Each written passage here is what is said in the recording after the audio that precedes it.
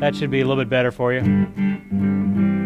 All right, there you go. Okay, have a couple of questions already here going on. Comp G Plus is saying, do I have any suggestions on learning to build chords and any resources you could recommend on spelling chords, 1, 3, 5, that sort of stuff? Well, I learned a lot of my chord spelling from a book that actually we have in our store. It's by Eddie Arkin. It's like jazz improvisation. I don't know, whatever, creative jazz improvisation, something like that. Doug will find it, put up the link for it. I learned a lot of my stuff from that. I would suggest, as far as the path of learning for that, you start out with scales. You learn what your scales are. Write them all out. This is what I did in high school. When I probably should have been learning, I was in the back of the class writing out my scales. All 12 keys. So you got C, then it's usually good to do them in the circle of fifths. So it's C, and then G, D, A, E, B, F sharp, and you switch over to flats, G flat, and then D flat, A flat, E flat, B flat, F, and then you're back at C. Think of it like a clock. So with C being 12 o'clock. First thing is you learn your scales. Then you learn your keys and key signatures. Memorize. In the key of F, we have a B flat. In the key of G, we have one F sharp. The key that has two sharps in it, F sharp and C sharp, is the key of D. When you can kind of memorize that, that's the next step. Then the next step after that is learning intervals. In the key of D, what's the fifth? A. In the key of A, what's the third? A, C sharp. In the key of C, what's a flatted third? An E flat, things like that. You're working on intervals. What's the perfect fourth of this? What's the perfect fifth of that? What's the major seventh of this or that in any particular keys? And I would write pages and pages of all that sort of stuff. Then next thing you go is into triads, 1, 3, 5, and write them all out. In the key of C, we've got 1, 3, 5, C major, C minor, C augmented, C diminished. Do that in all the different keys. Just write them out. You know, in the Learn to Master course, we talk a little bit about that. In the bonus resources book, which I think is free, you could probably find that PDF of the bonus resources book somewhere. Probably at the Learn to Master. If you go to Learn to Master, just type in Learn to Master Guitar Resources, you'll probably come up to the place where they have it. The PDF is available for free online, and so that has all these pages, work pages in there of spelling chords and spelling. After you do triads, then you go to seventh chords and half diminished and fully diminished and major sevenths and minor sevenths. So I wrote all kinds of pages out. There's probably 15 different theory pages buried in the bonus resources book. So that would probably be the first place I would suggest you start. But really don't even need that. Once you have the formulas down, just grab yourself a yellow pad and start writing them out. And when you can get to where you can write it out as fast as you can think it without hesitating, then you've learned what you need to learn on that. And that's how I started and learned all that. John is saying, John Sikora is asking, when you're using a looper, when do you tap the button off and on to start and finish the loop? Well, you start it, you want to try and be accurate, very accurate on that first cutting of that loop, because that's going to be the one that matters, the one that everything else is going to have to sync up to. So you start it at the beginning. I usually try and go in 4 or 8 bar phrases, just on a simple loop. So on that loop that I was just doing there, I just had in my head, it's usually good to work with a metronome, so that way you know you're right on time with it. And so if I laid down that bass line, kind of get my loop going again here, it would be like 1, and I'm going to try, maybe we can get a shot of this as I hit my looper here when I start at 1, 2, 3, 4, 1.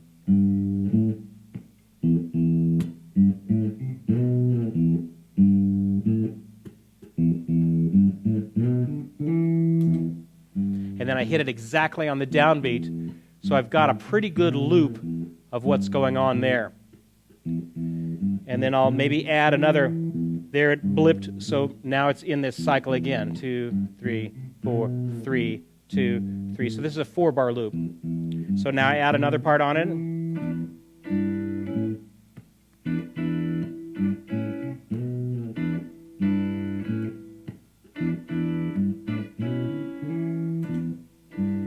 So now I've got 2 of these going. And then I can just keep adding and adding loops and layers as much as I want to. So if I wanted to add another layer on that, I got to wait till it comes around again. I'm just going to add maybe some harmonics.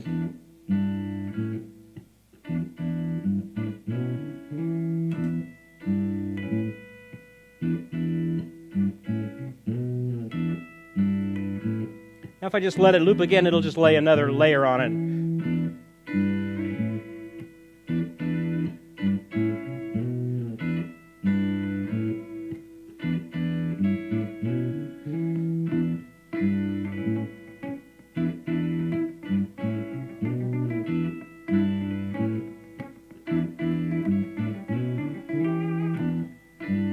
So now I've got, 5 different layers going.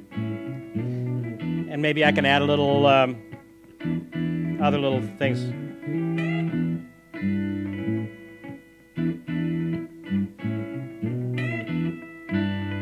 Just a little funky little part there. And there you go. So there I have a little loop going between an E minor 7th and an A 7th. But the trick is really watching that first loop that you get that accurate. If you're a little bit off on usually starting it is not the problem, it's where you cut it off is the problem that you have to be really accurate on. Okay. Canada 100 guitar is saying Fender Strat switch. How's that related to the pickups? Okay, well let me grab, I just happen to have my Strat here with me. Fantastic Strat, American made, given to me actually by one of our guitar family. Gave me this Strat, and I love it, love it, love it, and use it all the time. And I used it this past week just constantly. So it's a great sounding Strat.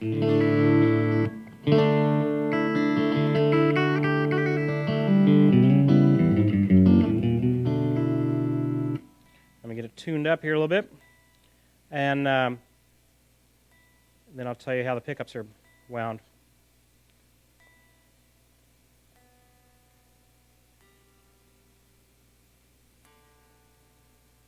Yeah, me and this Strat had spent a lot of quality time together this past week as I was doing that musical. Okay, here's the deal. It's a 5-way switch, typical Strat, 5-way switch. Bottom switch here is this pickup. I wish I had my Jordan, can you help me? Come over to my black bag there. We'll do a little science experiment here. Grab in there is a little kind of a pencil case. Little black pencil case looking thing. Yep, nope. It's a black pencil case looking thing. Kind of a plastic looking pencil case. Pretty large. It should be right close to top.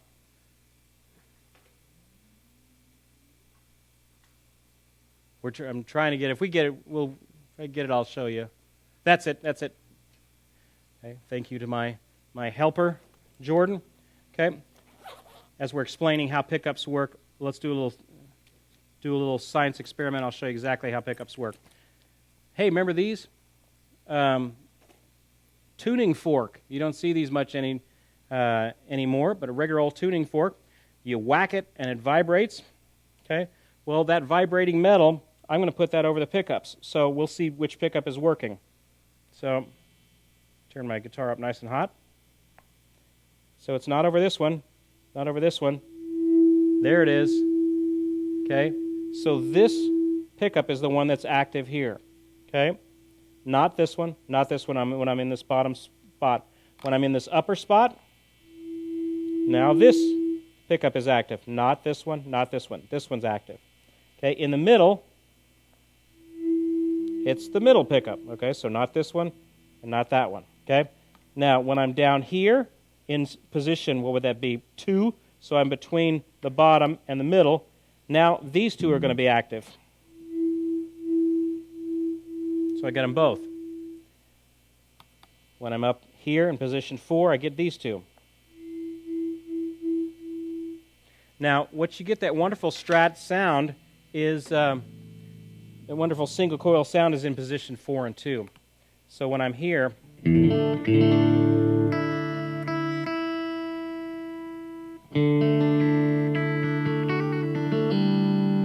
this is position 1 all the way bottom. Position 2, single coil sound. Middle position.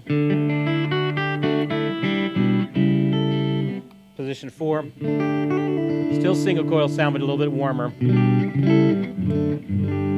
And then all the way at the front is this one sound, which is actually a little harsher. And there you go. So that's your pickup patterns on a typical Strat. John Cessna is saying, what is the technique for doing palm muting to blues strumming patterns? Okay, well, palm muting, if we can get a shot of it, I am with this part of my hand, the fleshy part of my palm, so I'm not quite sure what camera you may need to do. Jordan, you may need to adjust this camera.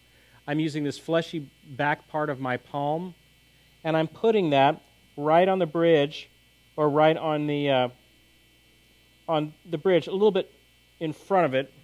You have to kind of play with the sound once you get it to go right. If I'm too far off, it doesn't mute at all. But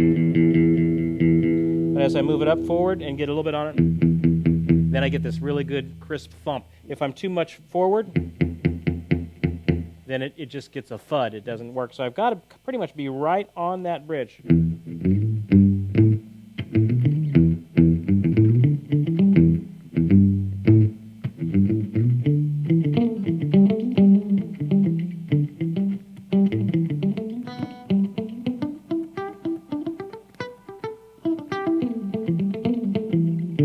Now, for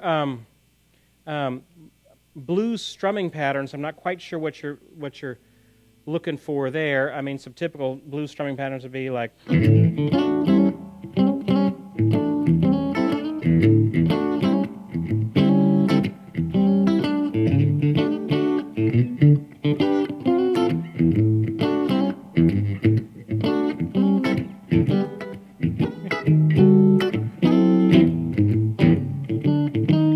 So I'm just kind of half muting, half of it's open, and I'm constantly going up and unmuting it, opening it up, and closing that mute down on it. If I add some distortion on it.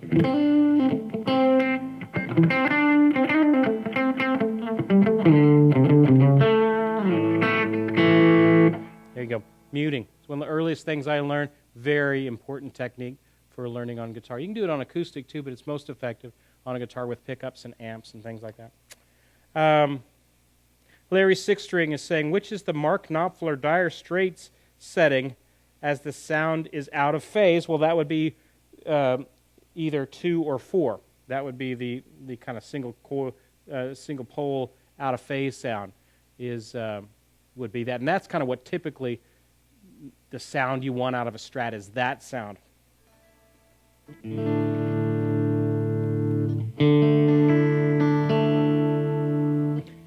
And that, I don't remember that particular lick, but he used a lot where he's playing triads.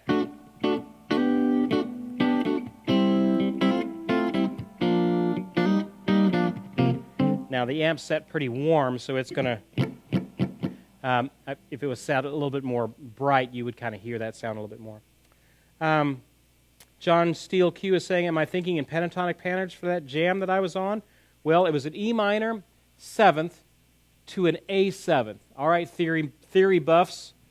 The two chords are an E minor 7th and an A7th. Now, if I just gave you those two chords, there's only one key that has those two chords. Who can tell me first what that key is that has an E minor 7th and A7th? There's only one that has those in it. And it's going to take about a 40-second delay here. So we'll see who can get it right here first. What key has an E minor 7th is not that? So thanks for playing. Key of C, Charles Snyder says, nope, sorry, that's wrong. Colin Hill, thank you, Colin. You got it right with the key of D. In the key of D, the E minor 7th is the 2 minor 7th. The A7th is a 5. Okay, 2 minor 7th going to a 5. So what can I solo over that thing? Well, I could solo in E minor. I guess I could kind of use an E minor pentatonic for that. But these in-between notes, I can really be in the key of D because it's got that C sharp in it. If I'm purely in an E minor, I'm going to have a C natural in there. So that's going to be a little wonky against that C sharp. So if, as I'm noodling around between those two, I want to stay in the key of D and go between an E minor 7th and an A 7th, and I'm going to be in the key of D. Don't believe me? Let's try it. So here's the 2 chords. Let me just get the groove going here. Well, how can I do this? So it'll be 1, 2, 3, 4.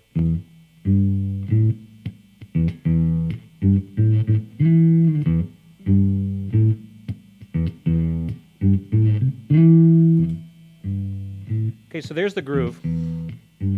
So if I put the 2 chords in, it's E minor 7th, A 7th, E minor 7th. Here we go.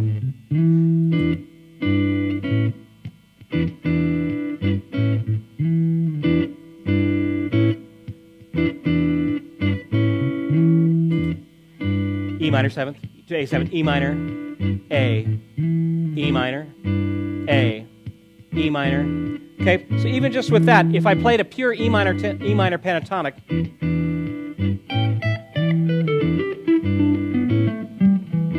so that kind of works.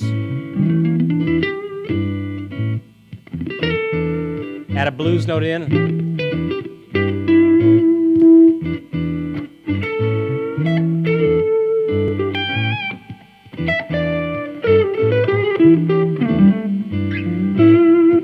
So that all that kind of works. But if I wanted to kind of do more of a scale approach, then I could go into the key of D and do a D. So here's a D scale over this. I'm going to play a pure D scale.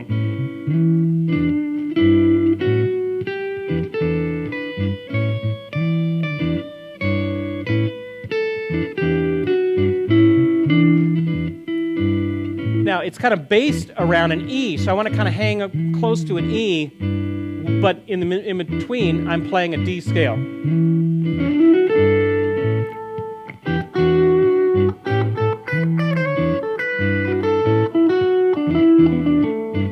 Maybe I could do a D pentatonic.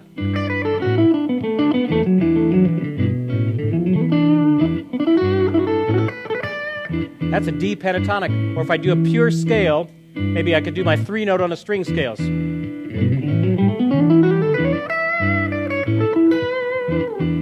Maybe I could do triads in the key of D.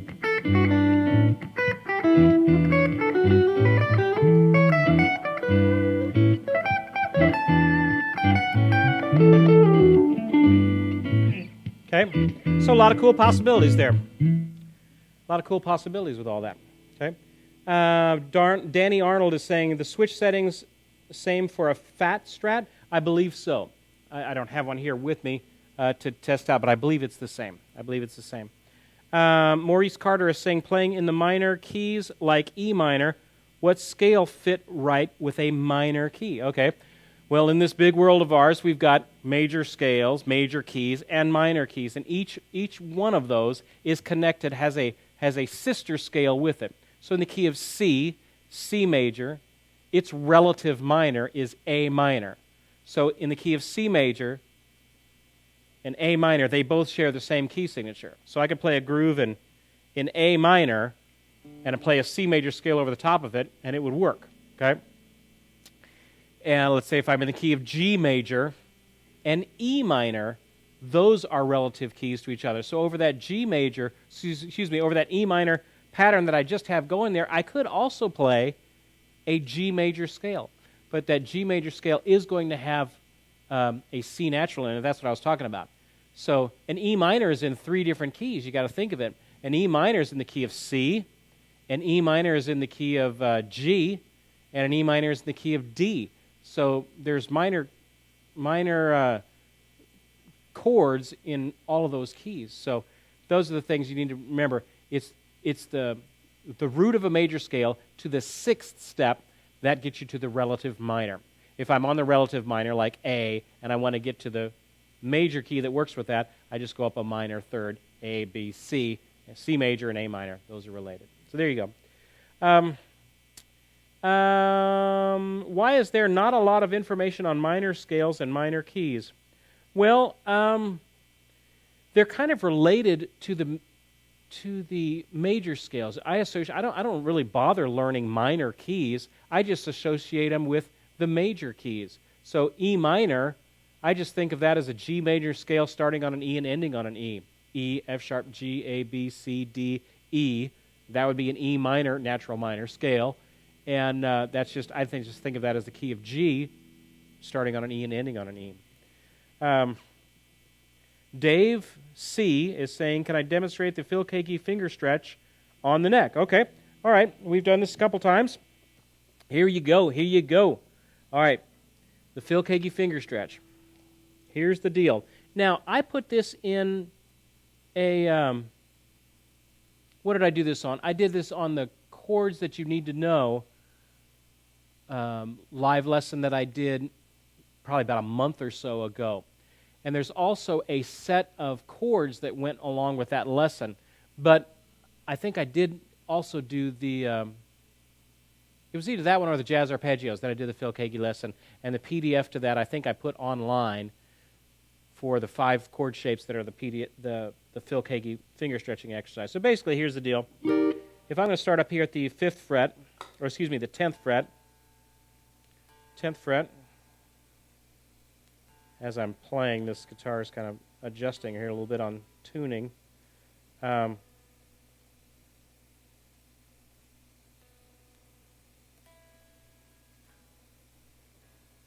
Okay. I'm up here at the 10th position. First finger at the 1st string, 10th fret. Second finger on the 2nd string, 11th fret. Third finger on the 3rd string at the 12th fret.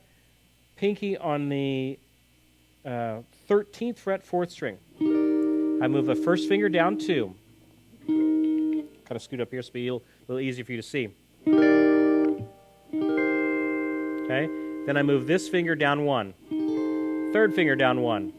Pinky down 1. And then I move this one in. First finger in. So I'm back to my same shape, but just a half step down.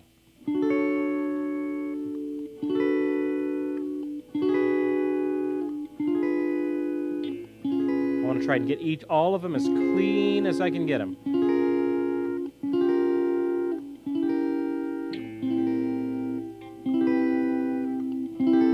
First one always goes down 2. I don't know if I'm going to make it all the way to the bottom. I haven't done this in a while. As you work down the neck, the frets will get larger. They're getting larger.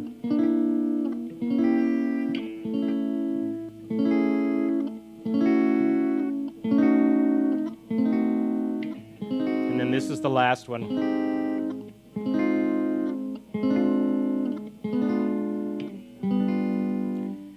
Wow, it is a finger killer. Do y'all need me to do that? Did y'all get a shot of that? Okay. It's a finger killer. Do it about once a day. And wow, after about day 3 or 4, you'll notice you've got a whole lot more flexibility in your hand. And it's a great exercise. Skip Russell is saying, was looking to learn a particular jazz standard, but is in the key of E flat. Would you transpose, look for another version, or thoughts? Hey, welcome to jazz. Jazz is in flat keys, horn keys. Okay, so tenor sax players and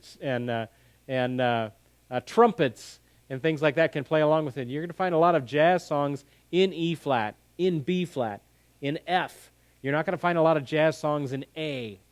They just don't do sharp keys. They do a lot of flat keys. So what would I do? Well, if I want to play a jazz song, I'd roll off a little bit of the tone, get a little bit warmer tone. Actually, the Strat is not the guitar for that. Let's do the jazz pickup on this.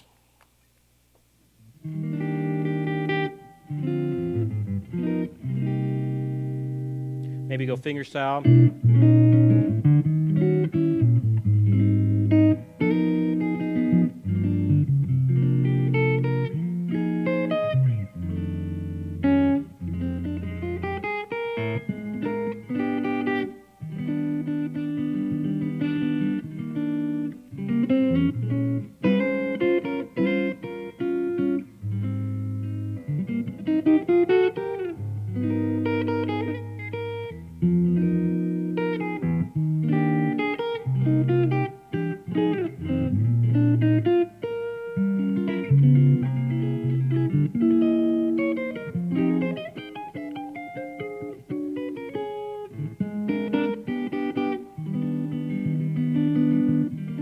a little bit of the jazz standard Misty.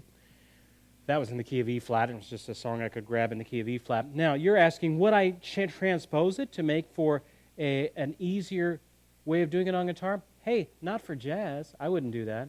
Now, if I was trying to do maybe a steel string acoustic fingerstyle version of that, then maybe I might think of transposing that to the key of E, maybe, or a G or something like that. Make it a little bit more fingerstyle friendly. But as far as jazz, no, I'd get used to playing it. Jazz, I don't necessarily want open strings. I want kind of warm voicings. So in jazz, I kind of tend to avoid open strings almost. And think more chordally and harmonically with that. Wow, we have already blown 40 minutes. I need to give some stuff away. Let's give away something. I want to give away, this is a fretboard journal, fantastic publication. They had sent us some for one of our conferences, and I've got just a handful of these left, and so I wanted to give one of these away. The winner of this book is not that. We need a different winner. I'll pick a winner. Maurice Carter. Woo! I'm picking winners. I like being able to see you. I can pick my own winners. Maurice, you have just won this fretboard journal. Send me your information at service@mightyoakmusic.com, your mailing address, things like that, and we'll send it out to you. So congratulations, Maurice. Come on. That's great.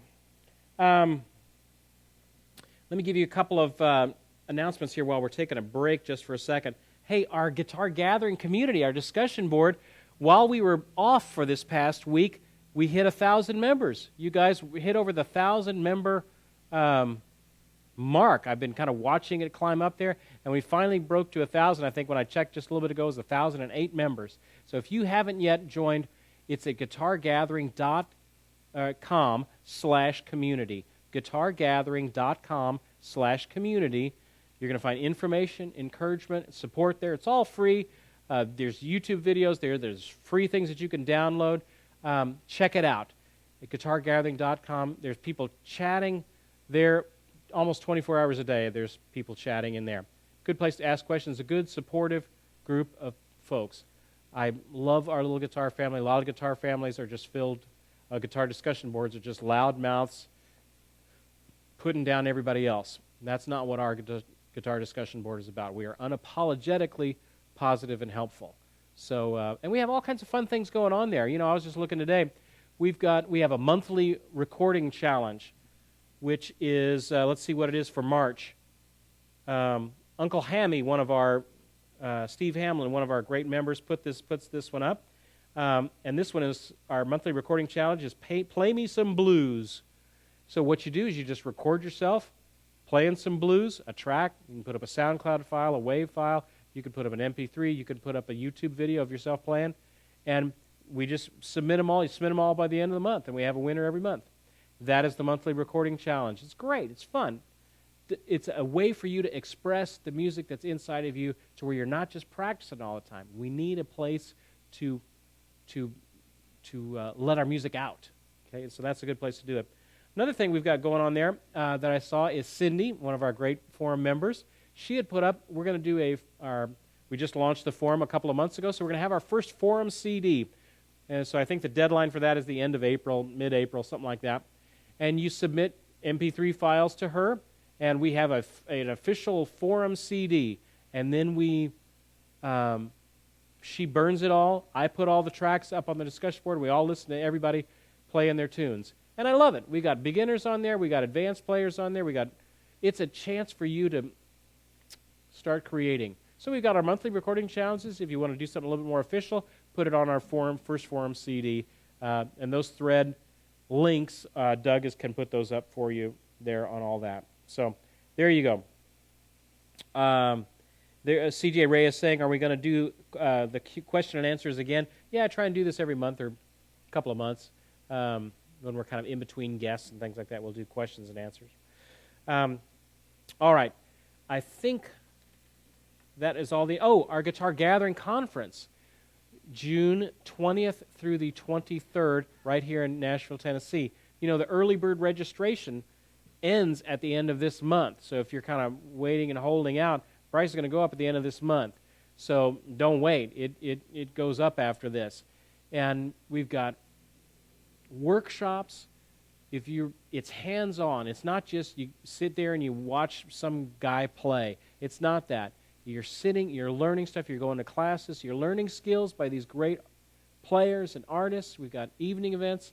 But then you're going to jam groups. If you have never really played with people and don't really know about how jam groups work and how much fun there can be from just learning tunes and stuff like that, we have opportunities to play and learn in workshops and then apply those in playing. You know, I got an email today from just one of our great folks that came last year and just raved about how incredibly supportive it was in her and in her son's life, who's a guitar player. It's just great. So I love it. I can't encourage you enough. Check it out, guitargathering2018.com.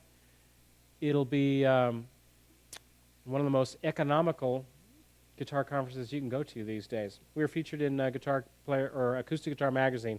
We won their Player's Choice Award for Best Guitar Camp a couple of years back. So check it out. It is a great thing. Nothing better than getting away from your life for a couple of days and learning guitar. Right here in Nashville, Tennessee, there's incredible night events. Right here in Music City, we get to watch a live lesson go down live and be part of the studio audience for that. It's a lot of fun. So come on out. Come on out to Nashville. I think that's all that I need to announce with all that sort of stuff. I am going to be a little bit out this week. So if you are in the North Carolina area, I'm going to be in Knoxville, Tennessee tomorrow and on Thursday. And then Thursday I'm also going to be in Asheville, North Carolina. And then Friday and Saturday I'm going to be in the Charlotte, North Carolina area. If you are interested in grabbing a private lesson with me while I'm kind of making this little run through Tennessee and North Carolina, let me know. Shoot me an email at service@mightyoakmusic.com. And I'll be in Knoxville tomorrow. I'll be in Asheville, North Carolina on Thursday. And I'll be in Charlotte Friday and Saturday. So if you're interested in grabbing a private lesson with me, send an email to service@mightyoakmusic.com, and I'd love to work with you while I'm in the area. So there you go. All right, let's... I guess I should probably play something else. Well, let me answer a few more questions, then we'll play one more song. God's Gift is saying, can you explain how to use modes in music, and can you give an example? All right.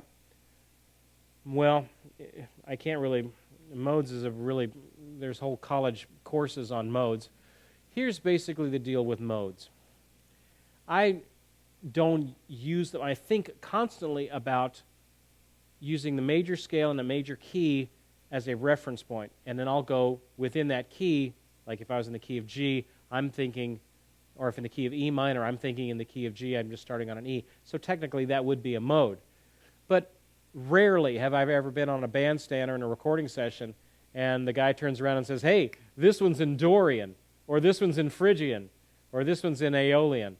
So the usefulness, practical usefulness of learning all of your different modes and the flats and the sharps and all this sort of stuff. Oh my goodness, I need to learn major scales, and I've got to learn 7 different modes. Oh my goodness, you'll die. Don't do that. Learn the major scale, C major, okay?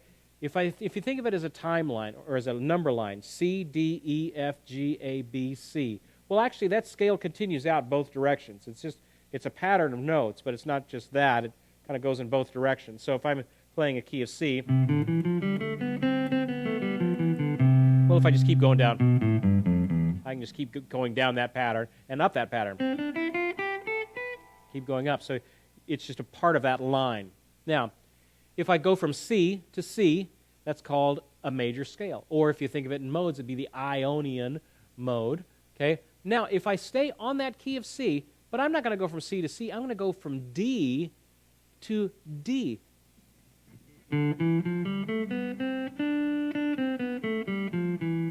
I'm still in the key of C, but I'm starting on D and going to D.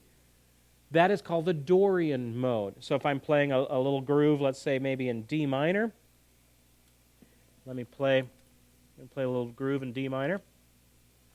2, 3, 4.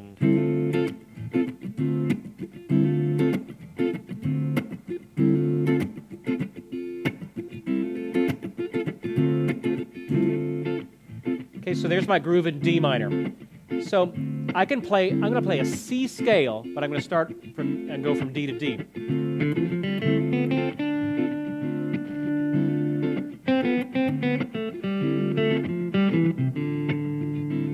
So I'm in the key of C, but I'm just kind of hanging around D.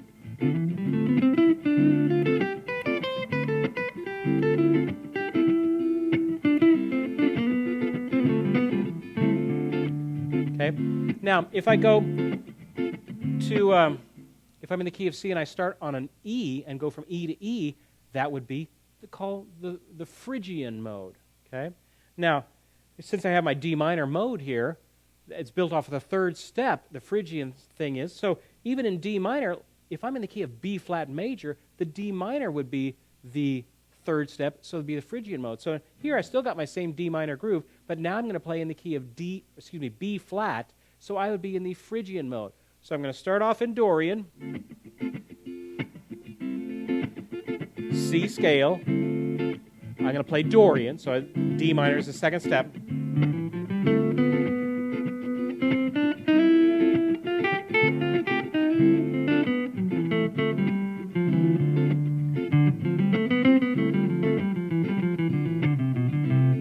Okay. Now I'm going to think in Phrygian. So now I'm thinking in the key of B flat.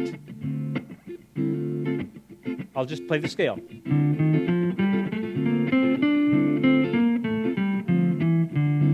Very different sound. So if I noodle around on that,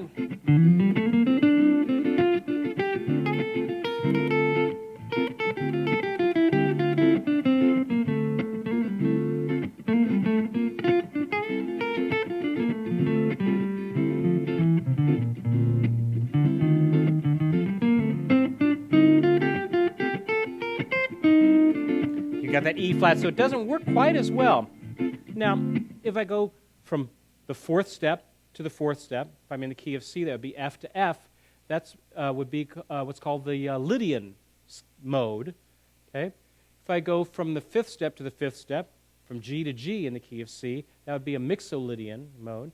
If I go from the sixth step to the sixth step, an A to A in the key of C, that would be the the Aeolian mode. So if I'm going back to my D minor groove here, if I think of D as being the sixth step of something, that would be an F scale. So now I'm going to play in the key of F over this D minor groove. So here's my D minor groove, and now I'm going to play in the key of F.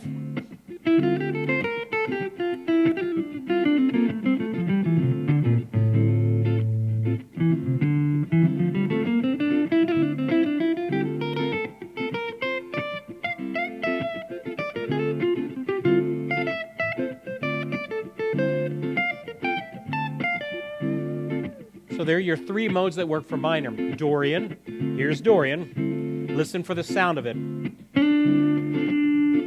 Sorry.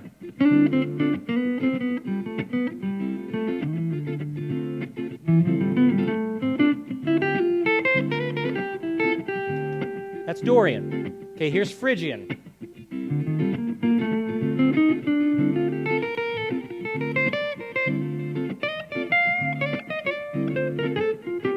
Doesn't quite fit as well. Here's Aeolian.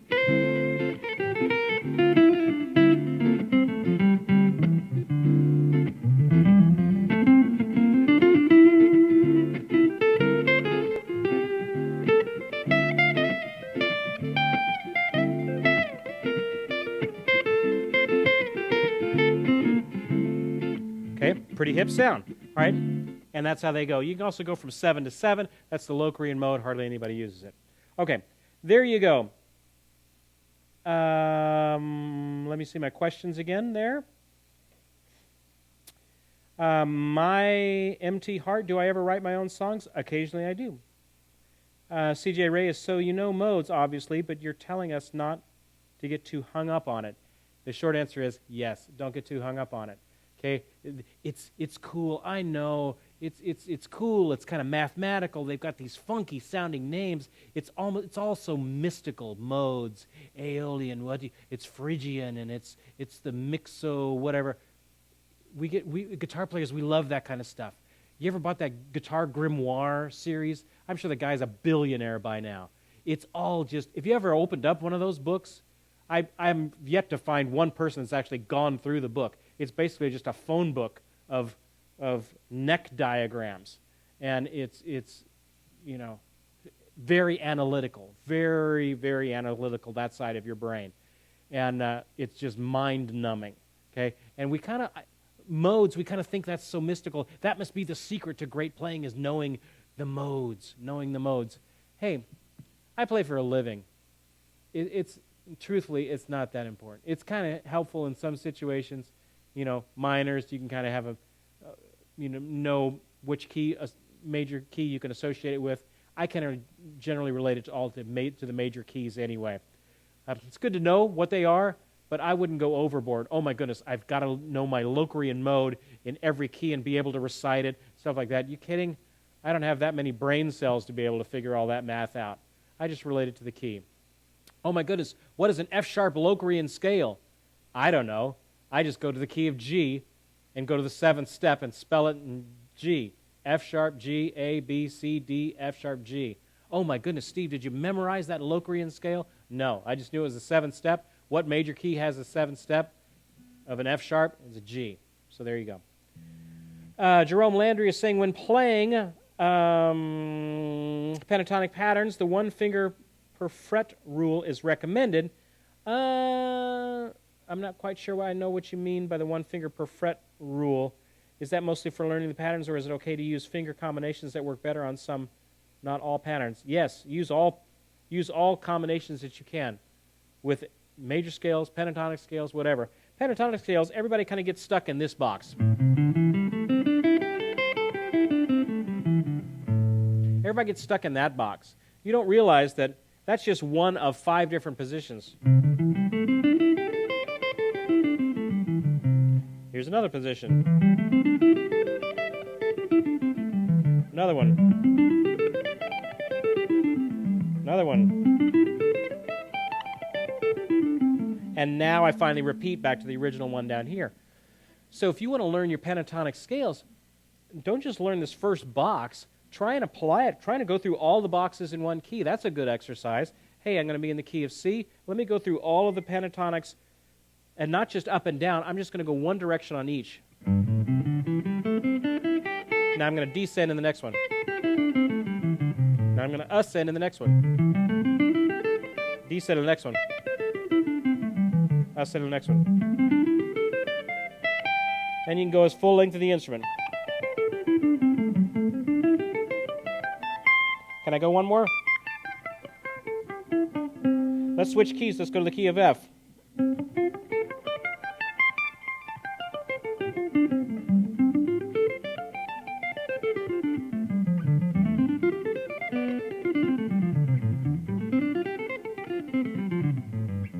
Let's go to the key of G.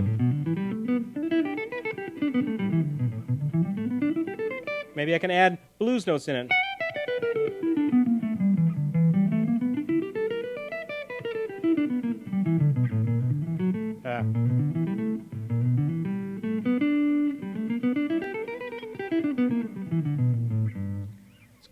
Good little mental practice to go through pentatonic scales and add those blues patterns to it in all the different keys.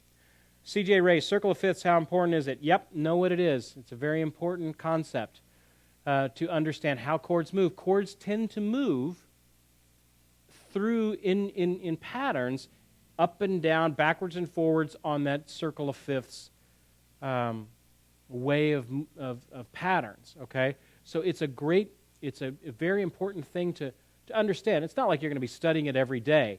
And, oh my goodness, I need to know. Just understand what the concept is. The circle of fifths. If I start in the key of C and I go up to the 5th step of a C scale, C, D, E, F, G, okay? Then C doesn't have any sharps or flats. G is the next 5th key up. That has 1 sharp, okay? If I go to the 5th step of a G scale, G, B, or G, A, B, C, D, that comes the D. Now I've got 2 sharps in that scale. So you work your way around. Think of it like a clock face. You're going to work your way around there. And chords move backwards and forwards, usually in a 5th or 4th sort of relationship. A 4th is just a 5th going the other direction. So it is important. All right. Gosh, I'm not going to be able to get to all these. Jody J is saying, any suggestions for taking a piece of music and reading it, and from reading it to putting it to memory? Repetition. And also focusing on the skill of memorization. A lot of times we memorize just from sheer repetition. We just do the stinking song a bunch of times. And we at the end of 100 times of doing the dumb song, we've pretty much got it memorized. There's other times where you don't have the luxury of doing it 100 times, but you have to memorize it anyway. That's kind of a different skill. I physically go into my practice room with the task of memorizing that piece of music. So I play a little bit of it, see if I got it right, play a little bit more of it, see if I got it right, see if I can add two parts of it together, play both parts without looking at it. I may stumble a little bit and I have to reference myself back, but I'm constantly trying to reference less and less until I have it memorized. Once I can play it through a couple times memorized, great. Then I come back later on the day, maybe the next day, see if I can still have it memorized. And slowly you kind of build it up to where you get that song memorized. All right, let me give away one more thing. Hey, want to give away a Gruhn's hat? They've got a new logo. Kind of changed the font a little bit on their logo. So I'm going to give this one away to C.J. Ray. C.J. Ray, you've asked some good questions today. I'm going to give you a Gruhn hat. Send me your information at service@mightyoakmusic.com. Service@mightyoakmusic.com. We'll get this out to you. I want to give away one more thing else. Gruhn's has a new design for their T-shirts. Very cool.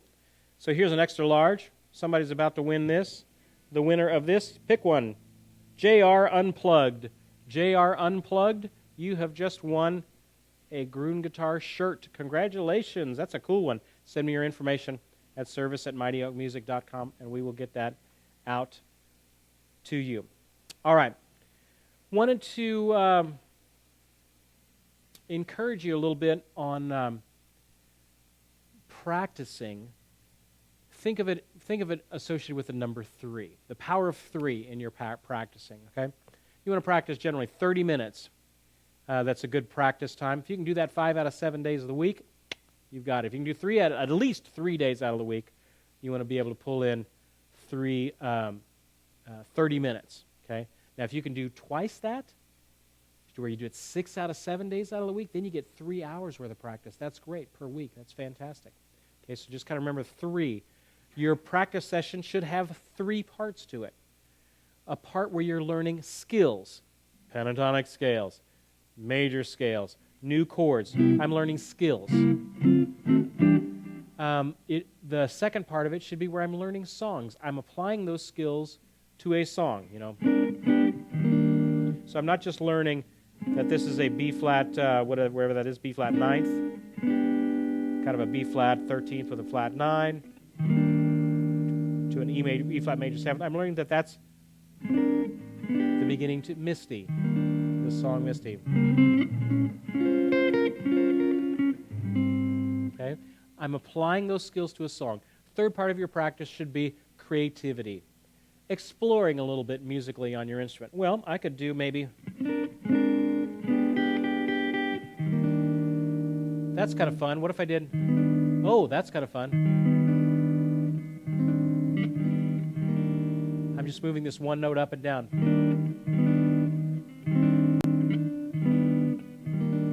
What if I went... That's a neat little resolution there. That's kind of an interesting little harmonization of that. You know, if I put something in patterns, the ear will generally follow. So what if I did this every 3 frets up?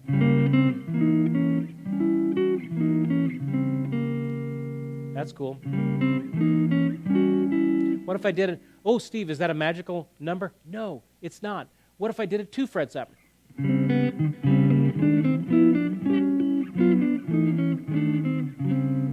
What if I don't care how many frets up it is?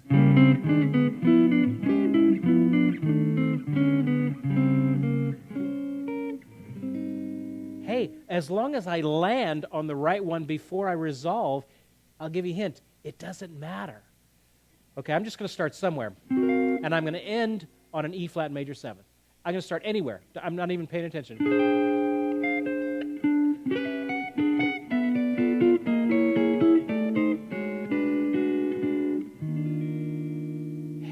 Hey, what was that? I don't know. I don't care. The only thing I cared about was landing on this, which is kind of a B flat augmented with a sharp 9, which gets me to that E flat major 7. So you can get by with all kinds of junk. Now, I'm just going to play random nonsense, and I'm still going to get to E flat.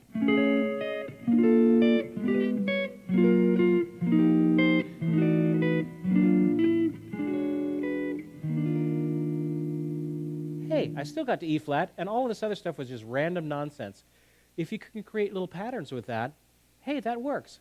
Creativity. That's the third part of your practice. Spend a little bit of time just exploring.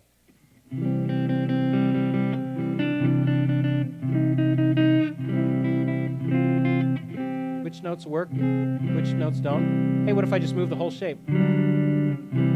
That's cool.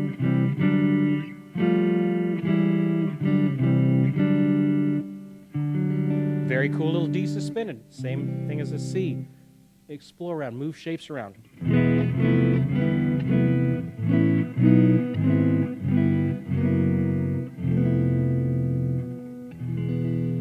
All that was is an E-shaped moved around. Okay? Creativity. So your three parts of your practice are skills, scales, chords, things like that, bends, whatever. Applying them to songs. Third part of it is creativity. Those are your 3 parts of your practice. Remember the power of 3 when you're practicing there. A little bit stuff to get you going there. I was going to talk about wah pedals, but we ran out of time, so we don't need to do that. Check out our Guitar Gathering 2018 conference at guitargathering2018.com. And check out, if you haven't already subscribed to our YouTube page, please do that while you're looking at us here on YouTube. Check out the Molly Tuttle video if you haven't done that yet. Wow, she was fantastic last time. That video has already gotten 10,000 views. So Molly, she was fantastic. If you haven't looked at that video, lots of good keys of flat picking, bluegrass technique in that. All right, so let me play one thing out. We were going to do a track, weren't we? All right, so we'll do a track. This is a progression which I believe is in G minor. G minor. What are the chords? G minor, B flat, C, A minor 7 flat 5, going to a D alt. That's the progression. So we're going to try and do a track here. Lay it on me.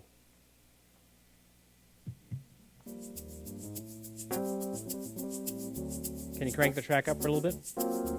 Just the mantra. G minor.